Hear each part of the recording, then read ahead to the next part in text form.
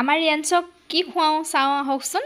যিটো নেকি খুবেই হেল্ডি হয় আৰু তাৰ কাৰণে আমাক প্ৰথম লাগিব এয়া লিটল জয়ছ হয়তো বহুতে খুৱাইছে আৰু যিসকলে খুৱাইছে আপোনালোকে কমেণ্ট কৰি জনাবচোন কেনেকুৱা ৰিজাল্ট পাইছে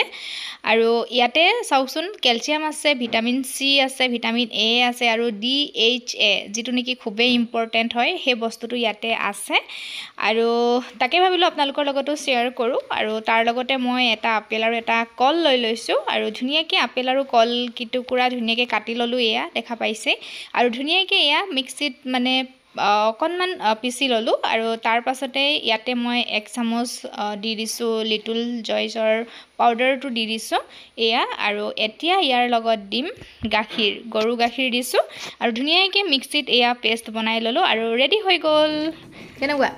ভাল ৰিয়াঞ্চে মানে এইটো অকণমান বেয়া পায় যিহেতু ষ্ট্ৰবেৰী ফ্লেভাৰ হয় এইটো চকলেট ফ্লেভাৰটো পায় সেইটো বেছি ভাল পায় ৰিয়াঞ্চে